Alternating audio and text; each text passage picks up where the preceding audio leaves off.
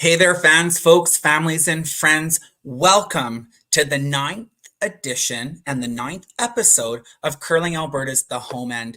It is our amazing time here, of course, this evening to come together to recollect on an amazing season while also amazing things are still happening. And we have a great evening in store for you with some amazing athletes and incredible human beings in our curling community. So if you found us tonight, of course, you found us through Curling Alberta's YouTube channel, maybe Facebook Live, or maybe on our X account, or formerly known as Twitter, or you are going to come back and watch this later on as a pre-recorded podcast, which is totally okay. But you are in for a groovy evening because I have some amazing people who are all over the place doing incredible things for themselves while also being able to come together and talk about their curling lives. So you're in for a real treat. We have a fun night ahead of us, but before we get started and before we get too carried away, let's, of course, take an opportunity to acknowledge the land that we are on today. So we acknowledge the Indigenous peoples of all the lands that we are on today. And while we meet today on a virtual platform, I would like to take an opportunity and a moment to acknowledge the importance of the lands which we each call home. We do this to reaffirm our commitment and responsibility in improving relationships between nations and to improving our own understanding of local Indigenous peoples and their cultures. From coast to coast to coast, we acknowledge the ancestral and unceded territory of all the Inuit, Métis, and First Nations people that call this land home. Please join me in a moment of reflection to acknowledge the harms and mistakes of the past and to consider how we are and can each, in our own way, try to move forward in a spirit of reconciliation and collaboration. I thank you all for taking that time. And of course, like I said, we have an amazing evening with some incredible guests. But of course, we have some things that are going on in the province and that have happened over the last week. So let's do a quick little recap in our Alberta curling section of Home and Beyond. We would like to take an opportunity to congratulate Team Balderston and Team Cross for their amazing performance up in Grand Prairie this past weekend at the Kananaskis Nordic Spas Curling mixed championship. Team Balderston came out successful, and that is alongside Kurt with Janae DeJong and Dalen Vavrick and Stephanie Malakoff. They'll be heading off to represent Alberta in the next curling season. I believe it's in November at the Mixed Canadian Championship. So well done to those four. An incredible performance and an incredible week. And congratulations to Team Cross, who always seems to be in the mix at mixed provincials. So well done. We also have four incredible teams over in Fort McMurray competing in the New Holland Canadian U21 Junior Championships. We have on the women's side Team DeSkifford and Team Bowdry, and Team DeSkifford is sitting at 3-2, and Team Bowdry is sitting at 3-1 in Pool B, and Team Whip is sitting at 4-1 in the men's side, and Team Marin is sitting at 3-2 in the men's side. We know that they are competing hard to represent not only their province as the host province, but also vying to wear that maple leaf on their back at the World Juniors next year. So we're looking forward to seeing how they do. Please send on your congratulations and your cheers. You can also connect with them through Curling Alberta's Facebook site and send them congratulations or the best of luck, because they will be watching and we'll be keeping you updated there throughout the week. There's also another championship heading right now, actually in Moose Jaw, Saskatchewan, and that is the Canadian Wheelchair Championship. And we have two teams there, and I'm going to try to say their names as best as possible. We have Kuchilima, that is sitting at 2-3, and pardon if I didn't get that right, and Team Purvis at 2-4. So representing our Alberta wheelchair teams and our wheelchair program. So keep going, keep racking up those wins. And of course, if you're curious about wheelchair curling, you can stick around on our Curling Alberta website or on Facebook, or you can head over to the National Championships website itself through Curling Canada, and you can find out a little bit more there. Okay, I'm sweating. We're going to get down to business. It's a lot of words and a lot of information, but now you're ready to hear from the best of the best and our amazing guests this evening. So viewers, I would love for you to take an opportunity to wave at your screens or say hi to our amazing guests. They are the two-time and reigning Alberta Senior Champions, and they will also be competing at the 2024 Everest Canadian Seniors Championship coming up, I believe, in December. We have, and as I get them going here, I'm going to introduce them as I bring them onto the screen.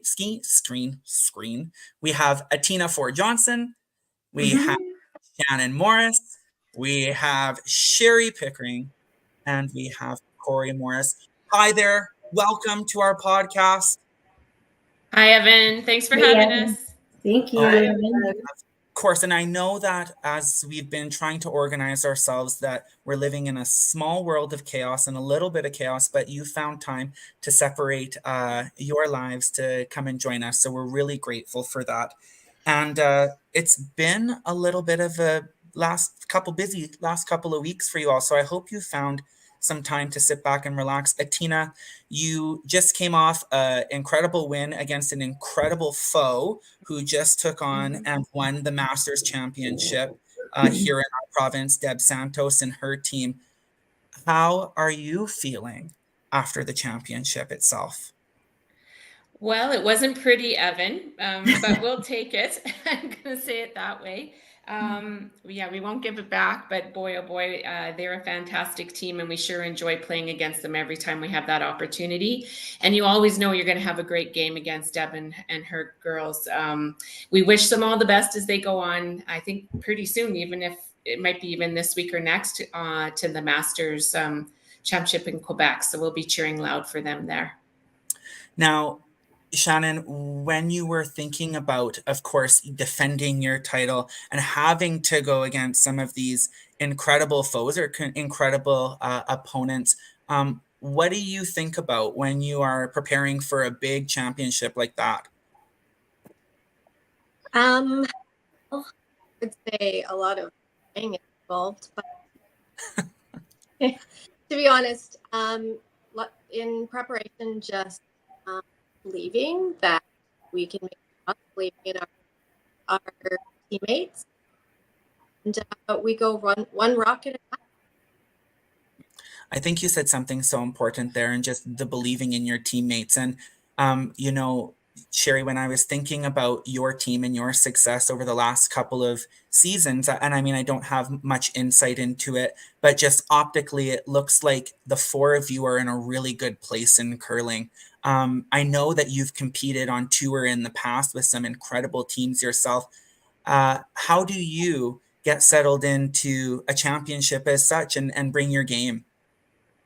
It's who you're playing with. Like, I feel right at home with these girls, grassroots and junior days. So that helps a lot when you're feeling comfortable with your team and you believe in all of them and you trust that you're just going to be doing well and they have your back. So if they're always there to an inspiration for us. And I don't know, there's lots to say, but I won't go on and on. Well, and you know what, Sheri, like I appreciate you and Shannon mentioning too as well that it's thinking a little bit inwards to your team, recognizing that the opponent is the opponent, but we have such incredible caliber of curling individuals and curling teams in our province. And Cori, you're not a stranger to being one of the best and having that kind of shoe flipped or that role reversal. So obviously when it comes to your opponent, they'd be looking at you all and thinking this is the team to beat. How do you wear that on your shoulders? I don't know if I think I'm a very intimidating presence, but you know, I think it's just at this stage of the game, and you know, every time we step out on the ice, I'm just so incredibly grateful to be out there with three good friends, to be competing against, you know, past foes and friends, and all of them have an element of each. You know, it's just a wonderful opportunity to still be able to get out on the ice. You know, I'm not prepared to make the same sacrifices in my world anymore that I used to. I've got two littles at home now and a hubby who likes to see me from time to time, and so I'm just not prepared to make those sacrifices. But it's just, I'm so grateful that, you know, we get to still strap on the shoes and go out and play in a meaningful competition against great great teams and have a lot of fun. And, we're just really fortunate that things have turned out the way they have the last 2 years. And we'll take that to Canadians and hope that we can, perform well there, and who knows what'll happen. So we gave it a good run last year, but now they know who we are, so they might be gunning for us. So it'll be tougher this year, I suspect. So, well, you know what? You answered all the tough questions, and I set you up for failure to start so we could put the bar down low. But you know what? You all passed with flying colors because those are the hardest questions of the evening. While it was still fresh in your brains, we do like to have an opportunity to make comment, to bring it forward, and then let our viewers in to a little bit of the championship side, why we're still here, while we're still current. But let's take it back a little bit. Let's drop it down a little bit, and let's talk about really curling in our lives. So I mentioned to the four of you at the start of our little, session before we went live, that the whole point of this broadcast and podcast is to continue on with the narrative of curling in our homes, recognizing that curling looks different than the way that we were brought up in it. The traditional curling family has changed. It's kind of grown past what we've perceived it to be. And so one way that we can continue to do work, even though we all continue to be involved in some way, is at its basics, continue to have conversations. And so I'm super curious of the four of you, what does curling look like in your homes right now? And you know what, Atina, we'll start with you since we went through that track already. But what is curling like in your home to start? Well, we're still hot and heavy into curling in our home. I have 3 kids, all actively involved in curling, and my husband as well is going off to a curling club provincial championship next week, representing our club along with my son. And I coach my daughter's team, my youngest daughter, Casey. And she was just in 4 provincials this year. So we've been kind of going and going and going. And we recently just came back from the Mark Kennedy Bonspiel, which was amazing, by the way, in Edmonton. So kudos to Mark and Nicole. It was an amazing event. And then I have a daughter who's 18 who has gone off to university and is competing at the University of Regina and on her U20 team in Saskatchewan. So we follow her around a bit. So what does curling, it's curling, when curling season happens, that the salt and pepper shakers come out on the table. That's how we grew up, talking strategy. Every car ride is about strategy. We're always kind of debriefing after games and talking about the next game and setting up goals and all of that. So, and we watch curling all the time on TV. So our house is just filled with curling. But I want to tell you that gives me so much joy. For a while in our lives, we had to kind of move away from curling. Curling became a bit of a job for me for a while. And when I had my kids and they were younger, and Cori's kind of going through this stage with her kids at the moment, they were into other things like hockey and dance, for example. And then we all found our way back to curling. So it's lovely and wonderful that we're back in this world. Because I always say this, curling for me is community. It's actually my church. It's my people. So when I walk into the curling club, those are my people, and I feel a sense of belonging at the club. As somebody who is still a young person, quite a young person, I appreciate what you had to say about, taking that step away because, as young people, we're committed to working towards the top. And for the four of you, you've seen the top, you've seen what it looks like and how it impacts your lives. And so to allow our young viewers, especially, that insight into what it does at the family level or what kind of decisions need to be made. It took me a moment back, Atina, so I really appreciate that for sure. Shannon, of course, our viewers don't know why your screen looks a little bit different than ours, but I'm going to give them a little bit of an insight. You're somewhere hot and warm, and the only ice that you're experiencing right now is in a pint glass or in some kind of cocktail glass. So Shannon, aside from where you are, how do you keep curling alive? What is it like in your home or in your resort hotel room? My hotel room, but, it's always in my head. Honestly, curling is. I thought for a little while there out of my life. I have 3 boys, and they all went the hockey path. And I became a hockey mom and stepped out of the curling rink into the hockey arena, where I managed their teams. And then thankfully, I started work, or I'm a teacher, and at my new school, there's a bunch of curlers there, and they begged me to start curling with them. So I did, got back on the ice, and then Cori and Atina, they talked me into curling seniors, which wasn't too difficult, but that has given my family actually new life into curling. So my boys are now interested in curling, and fingers crossed, now that their hockey days are over, maybe they'll take it up. I come from generations of curling, and my family is really involved in the administration of curling. So I've kind of taken that path, never really got out of it.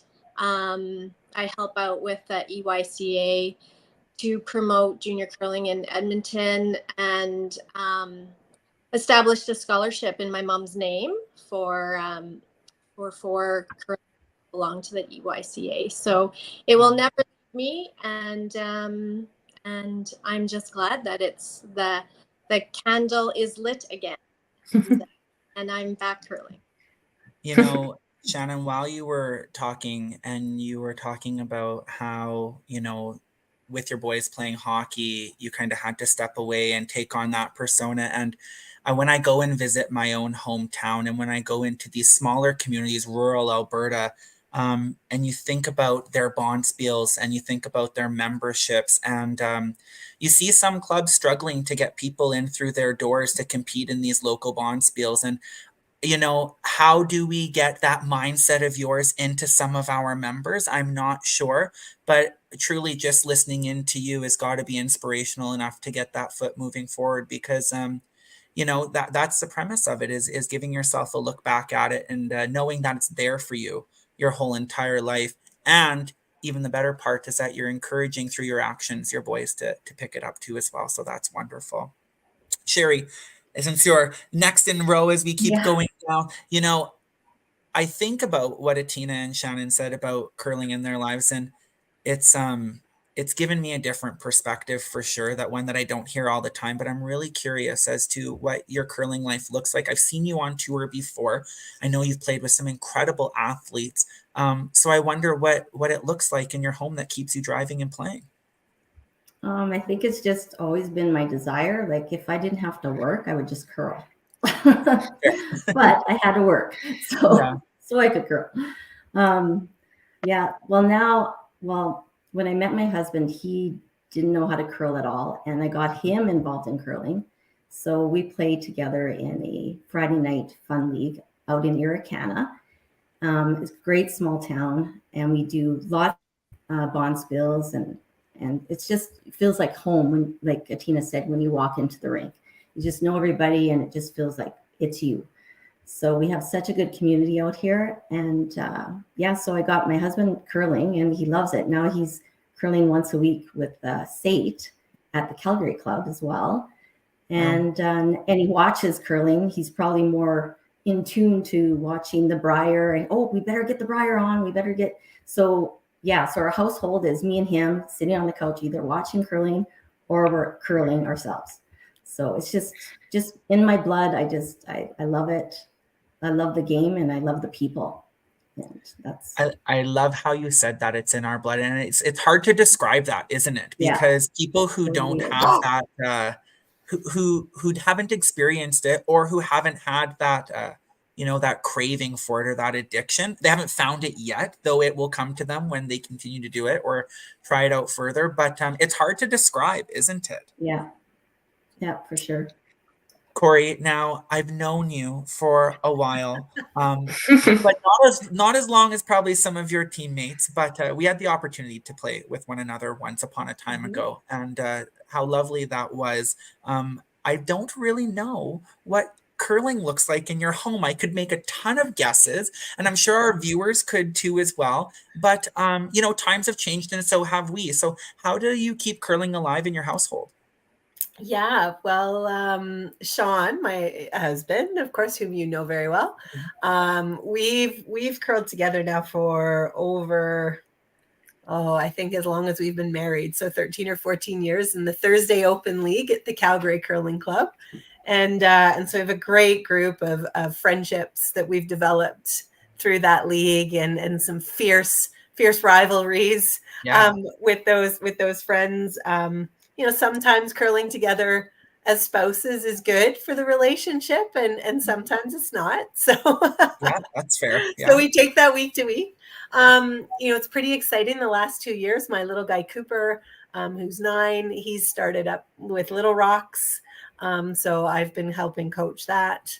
And then one of my, I guess what's become a bit of a passion project, I'm part of what's called the Women in Curling Leaders Circle through Curling Canada. And for the last 4 or 5 years, we get together typically in conjunction with the Scotties or the Women's Worlds, depending on COVID schedules and Right. and things Totally. like that. But through that initiative, that was created to really help support girls and women's participation in sport.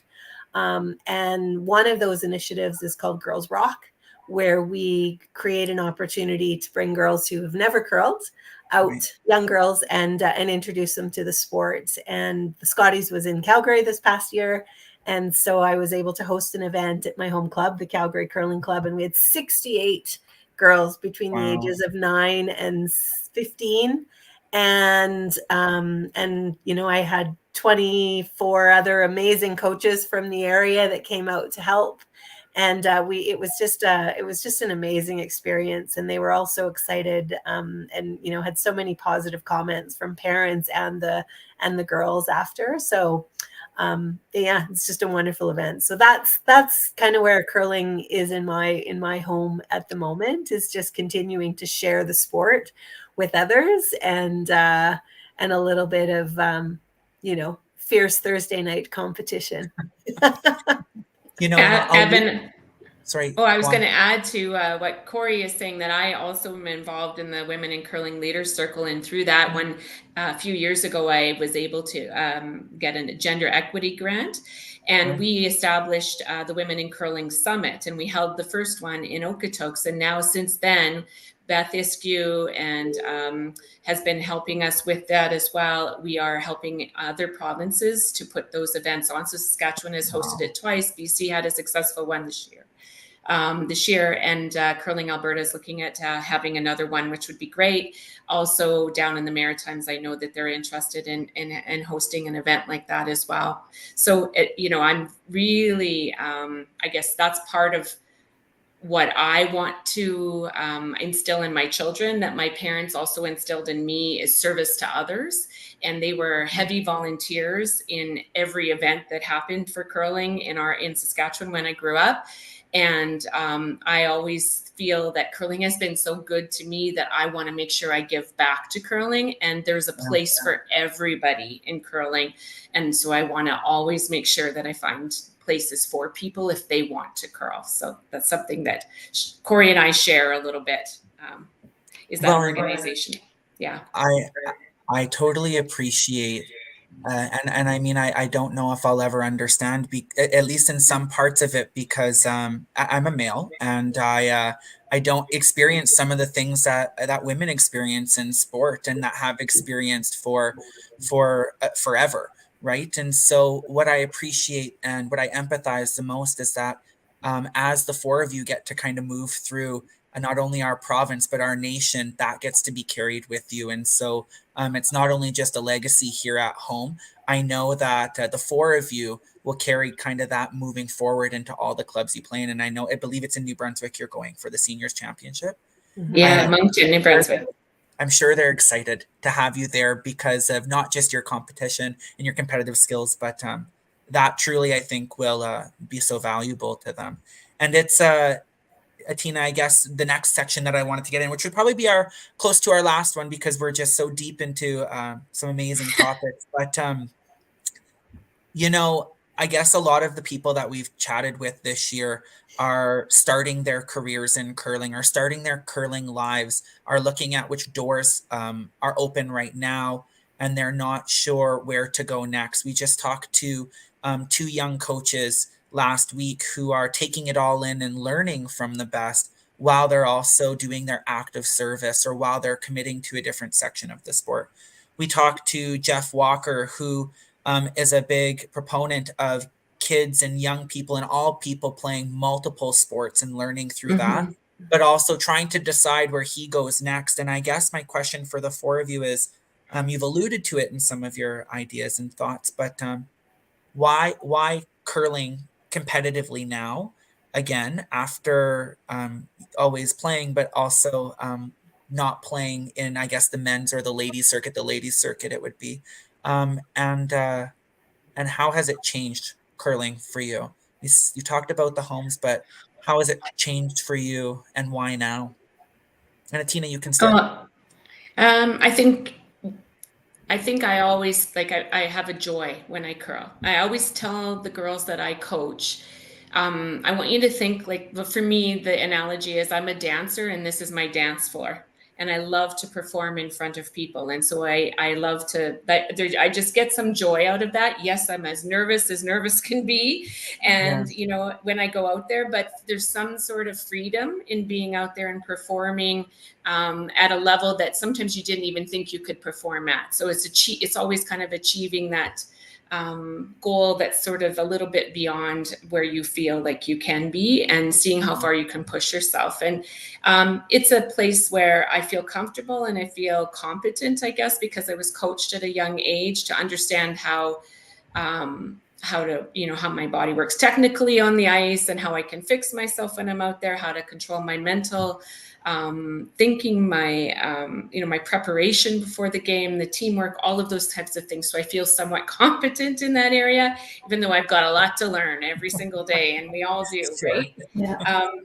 But I get to experience that again, and that's pretty thrilling for me. I never kind of thought that we would achieve what we've achieved over the last couple of years. We just kind of threw our names in and said, this is all we can commit to. We had maybe one or two team practices, one or two events we could be in, and then we each had to do things separately, and then we came together. But yeah, it's just finding that joy again. And my kids, of course, are moving on and not maybe needing me as much, so it gives me a little bit more freedom.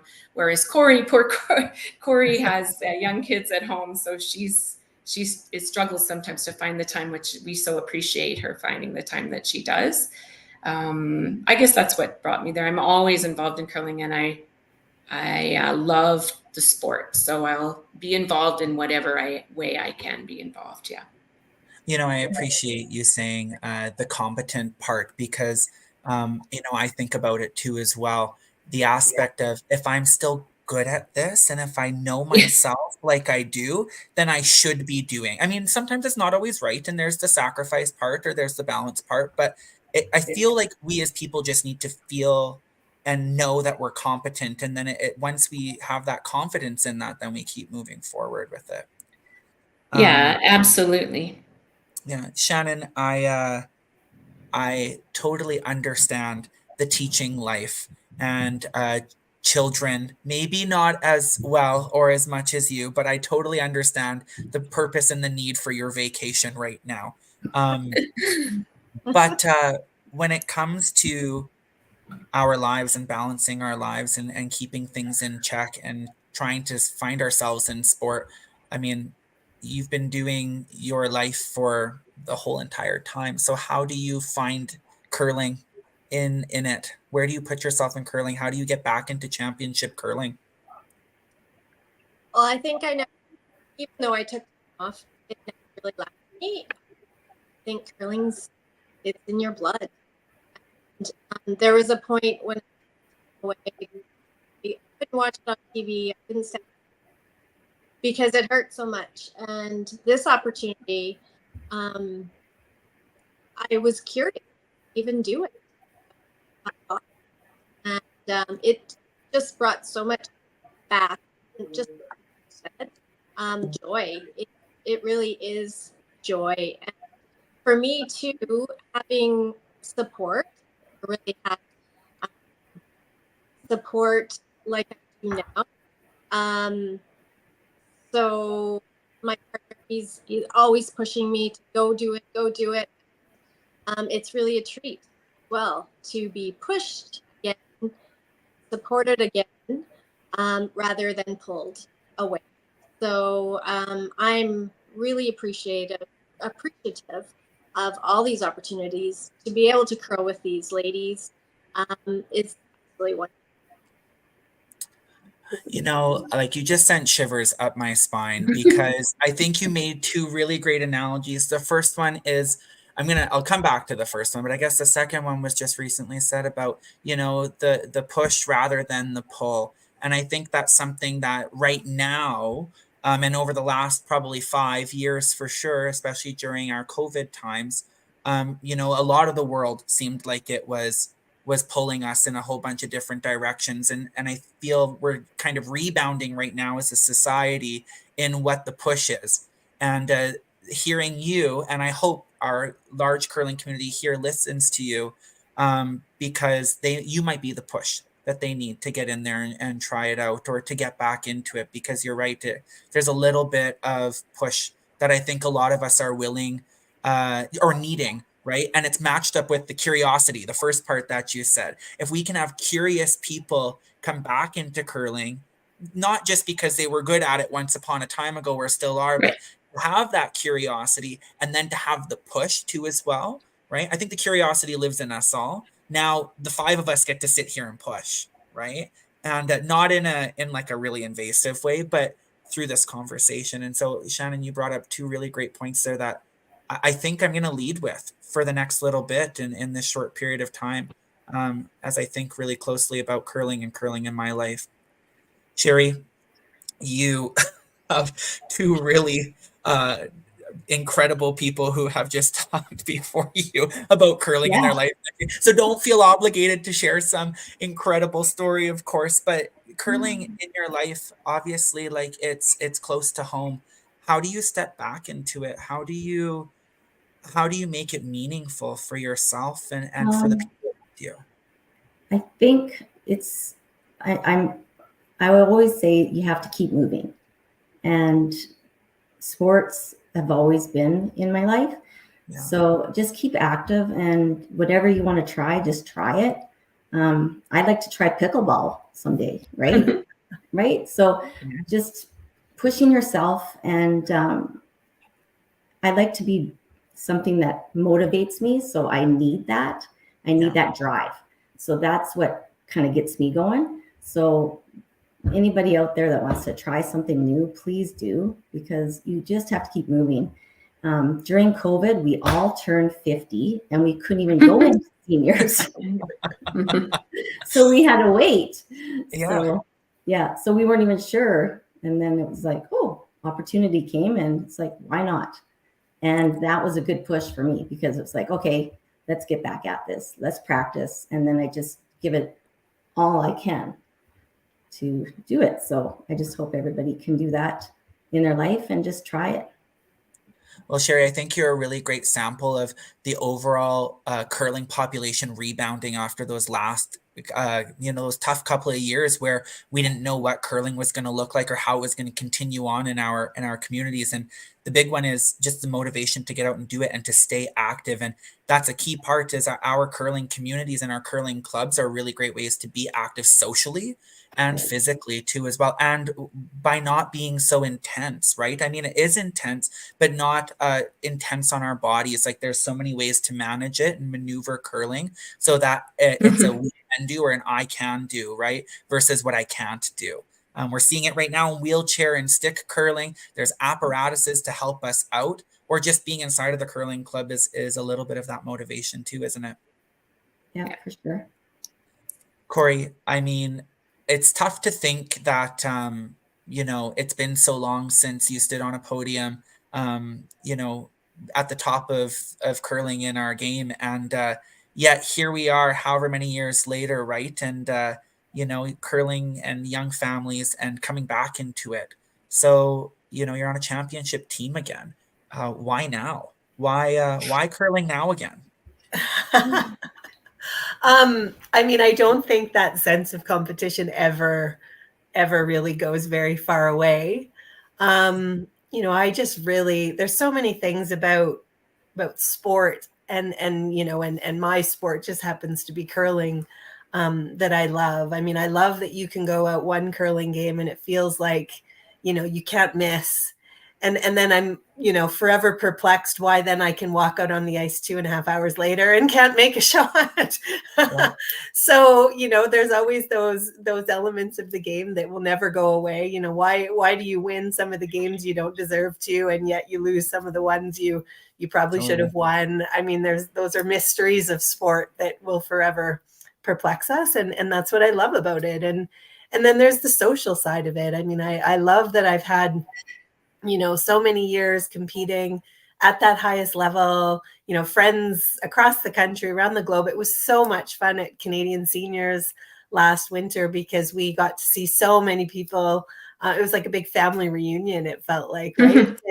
And seeing people that you'd met at Scotty's or on the tour or what have you. And I mean, that's just a brilliant part of the game. And whether you're competing in your local club or at the wine spiel or whatever it might be, those friendships and those laughs and the stories that come with that and the toaster that you get to take home. I mean, those are all just great memories. So that's what keeps me in it. And I hope that by being involved, I mean, now I need to be a role model to these two little people in my life. And I hope I can show them that there's so much more to the world than what they see on the little screen. Because that's a big draw. And so I need to show them what else is out there. And I would just, sorry, go on, Atina. No, I was going to add, Evan, that earlier, Cori, you had used the word grateful. And I just want to say, and I heard Shannon say joy, and I'm just so grateful to have the opportunity to reconnect with so many people, and especially to curl with these lovely ladies that I've known throughout my life from various stages in my life. Like Sheri and I played juniors together, and our dads curled together. And, and then I got the opportunity to play against Shannon and Cori, and just to get to know all of them again or see them again and spend time with them. And just really grateful, because curling, that's what it does for us, is it allows us to reconnect. And Cori talked as well about the nationals. It was a full circle moment, going to senior nationals, seeing people that you had played juniors against or whatever. And it's just like your family, right? It was a really neat experience. So I'm very grateful to the sport.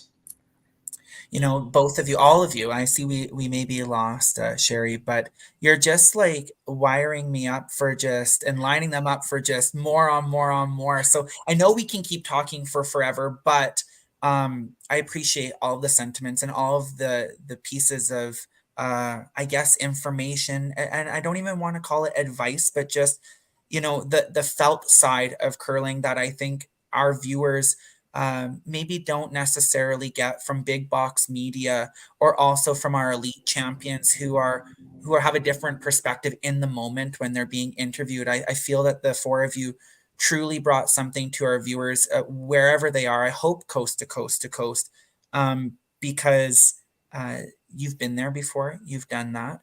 And not only that, this is what it is. This is what curling is. This is our reality. This is where it exists now. Curling can still happen. Great curling can still happen. Like you said, last year at the Nationals, and of course the one coming up, like, it's a platform to continue, not only to be a champion in championship curling, but to continue these amazing stories and share amongst one another what great things happen with curling as that vehicle for your communities, right? So, I'm kind of lost for words, because I feel like I feel truly like I've taken so much from the four of you tonight, that it really has made me mindful, and also mindful in both ways. Like, I really feel like I have a lot to think about too in curling, in a good way. And also I feel like I have a lot that I can share moving forward with just adding your perspective into my own values. So I know our viewers are probably, though they might not say it in the comments, they're sitting at home going, wow, these are four incredible people I need to continue talking to.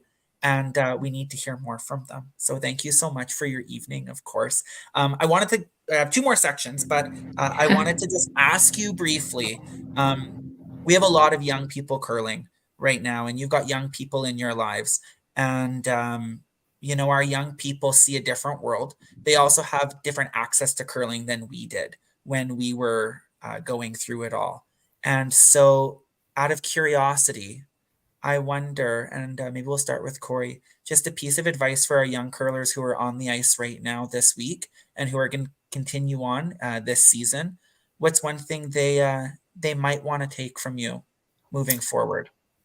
I think the biggest piece of advice I could offer is, it's really easy in our days of goal setting and looking for the big championship wins to get fixated on that. But,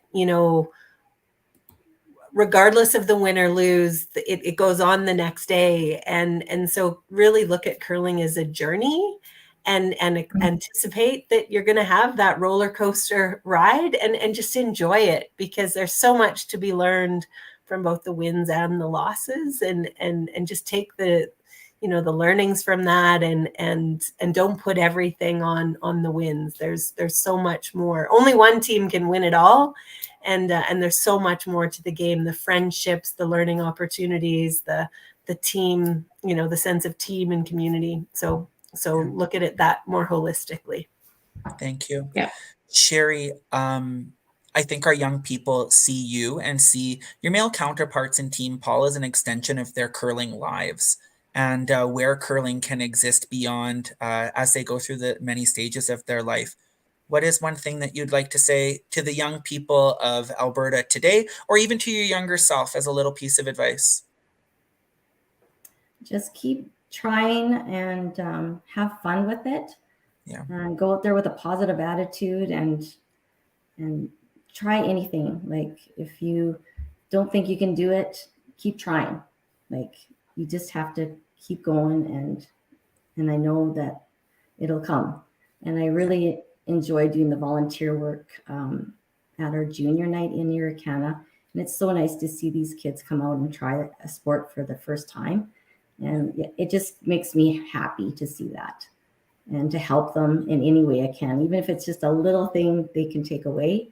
I feel good that they can learn any little piece of curling, as long as they keep coming out. Yeah. Just enjoy it. Well, and Shannon, I know you and Atina are around kids all the time, of course, but the influence that we as older people in young people's lives have really matters, and we know that better than anybody else. What's one thing that you want to make sure resonates with our young people about curling in their lives? Well, I think, first of all, to remember that you're already, but most of all, I feel like just hang on to the friendship, enjoy the moment, because those friendships from curling will carry you through and last a life. Yeah. I mean, well said. We know our world. We know our tech world. We know, what our kids are consumed by, and if it's not curling, it's other things. And so, the friendships, those are the things that can carry them through, not the tech, not the other little things that kind of capture their attention. It's the friendships that are so meaningful. I really appreciate that. Atina, you get the final say.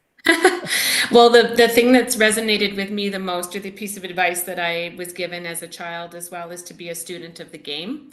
And so I take that with me wherever I go. And even in my coaching role, I'm looking for kids who want to become students of the game, who are students of the game, who ask questions, who are coachable, who are interested to know more.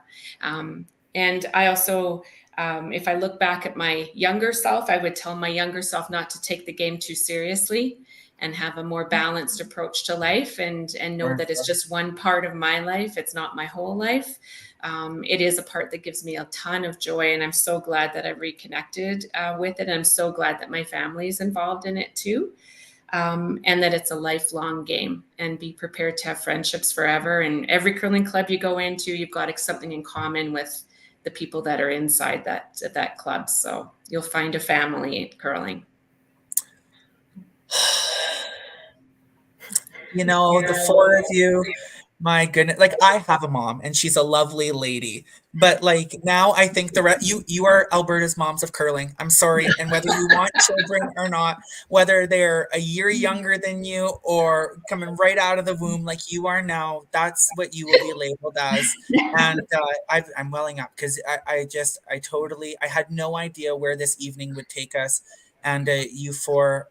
Totally incredible. I thank you so much for the words that you shared with us. And I know that you're fierce competitors, and but this is an opportunity for us to talk curling and what curling really is. And it looks different for everybody, but there are so many more commonalities than we think and than we know. And if we don't connect with one another, and if we don't take that risk in having conversation with one another, we'll never know what are the things we share between each other as a group or one-on-one. And so thank you for welcoming us into your homes, into your curling life. And we're not done. And I know we're going on closer to an hour, and I know that Shannon is in the loveliest place in the world, but we have one more section. And so we'll take it away from the sentimental stuff, and we're going to get down to the nitty gritty. You can get rough, raw in action, not too crazy. We don't get too political here on the home end. But what I have is a section called specifically for you, this or hack. And what I do is it's a compare and contrast. So I give you two arbitrary things, two similar things, two different things without explanation. You have to do your best in making sure you know what they are, and they're easy. Like they're very easy, I guess. But you get to decide and how you'd answer it. So it's would you like to play? Would you like to play? Sure. Okay. Totally. We're all like, oh my. Okay. We're not sure what we're getting ourselves into here. So you know what? I started off really hard at the top of the broadcast where I asked you really intense things about curling. We're going to start off really easy now with this section. So the first one is this or hack. And so you just choose one or the other. You can share as much as you want to, or you can just leave it at that. All right, here we go. The first one, truly Albertan, Oilers or Flames? And we'll just go down the list. Oilers. Flames. Oh, I feel like maybe I'm going to bring up a point of contention here on this. It's a good thing you have the summer break before nationals, because maybe this is juicy. So who said Oilers? I did. Oh goodness. Okay, we're divided on the screen. And then Flames. Last word. I think Sheri's the only Flames. Oh, okay. And then is there any other team on here? I mean, this is just one or the other, but truly, who are your teams? Oilers. The Rough Oilers Riders. and the Saskatchewan Rough Riders. Yes, Rough Riders. We're just taking it teams. We had 3 Saskatchewanians on the call. That's yeah. a fair question. I know. I set myself up. Actually, you know what? I maybe set myself up for success by not getting too green on this one. So, okay. All right. Okay. That was easy. That's good. All right. Now, this is for me and maybe for the viewers because, I'm just going to put it up here. And I think I did spell that right. Okay. The Summer or the Winter Olympics. And I want you to add in, if for whichever one it would be, is if you were an athlete in another sport of that one that you chose, what you would play. So I'll give you what you'd compete in. So I'll give you like 2 seconds to think. And then we'll go down Atina, Shannon, and I think Cori and Sheri, because that's how it goes on our screen. Okay. But this or hack, and then like give our viewers what you would do in that. Okay. Well, I would be. Are you ready? Oh yeah. Okay, I want to be in the Winter Olympics as a figure skater. When I went to the Winter Olympics, I got a whole picture with Elvis Stoico and all of the figure skaters. That is what I wanted to be. I wanted to be a figure skater growing up. Okay, figure skating it is. But of course, there's a controversy around. We're not going to get too political anyways. Yes, okay, figure skating for Atina. Lovely. Okay, Shannon. Summer and 100 meter, 200 meter. Wow. Like this is running. Mm-hmm. Yeah. I'm shook. I've in all the times that I've ever asked this question in my life, which really hasn't been a lot, nobody has ever purposely chose a running one, Shannon, like where they just run. Shannon's our runner. She's really the runner on the team. Yeah, you betcha. Okay. Well, you'll see me running to the donut shop down the street. That's the only kind of running you're gonna see me do. Okay, Shannon's the runner. All right, summer runner. Okay, Cori. You know what? I would have to pick my other favorite team sport, which is soccer. So that would make it summer. You're a And I'd soccer want to player. bring all my soccer teammates, some of whom I've played soccer with for 25 years. I'd want them all to come with me. Well, you know what, Cori? I was actually going to put in the go or whoa, like celebrity curling, where like we have, like where we see celebrities, not just our elite athletes, but like celebrities try curling, and we just see a reality TV show. But I thought that's kind of boring and kind of silly. But I guess that's what you just want to do, is you want to just bring all your friends to the Summer Yeah. Olympics and just play soccer. I love that. Yeah, it would be Okay. fun. Yeah, I think so. And I think then we should go up against like Team Canada, like have a game Really? against them. Yeah, I think so. But it's got to be televised for all of us too. Sheri, summer or winter? Oh, well, Atina took my winter one. I started off figure skating before I curled, so I do love watching that sport. It's lovely. Summer, well, I love horse jumping. I love watching it. I don't jump very tall, but anything to do with equestrian in the summer, Wow. I would be all over that. First of all, Atina, she doesn't get to have figure skating. So now you're in in my mind, you're in a competition now at the Winter Olympics. So now I'm thinking who would win, and that's going to be my next week's this or that for our next guess. It's who's going to win in a figure skating competition at the Olympics, Atina or Sheri. And equestrian, you know what? Canada has a pretty impressive equestrian program, do they not? Yes, they do. Yeah. This is why Jeff Walker said do as many sports as possible, because it can open your mind up to a whole bunch of things. Alrighty, finally. And now you can be nonpartisan as you want. And I'm not going to talk about gas prices or carbon tax or whatever, because that's not the kind of broadcast that we are. But last week we had a young coach on our team, or on our broadcast, Tyson Taves, and we dumbfounded him very, very quickly because he didn't know one of the woes or no's or goes or whatever we call them. So I feel like though you don't have to, but I feel like we're doing two birds, one stone here by really giving Tyson, if he's watching, an education, but also, we've got a royal family and we've got things going on here. So this or hack, leave Kate alone. What do we think? Leave Kate alone. Leave her alone. Leave her alone. Leave her alone. Went through a lot. And I think at that point right here, right now, we can just leave.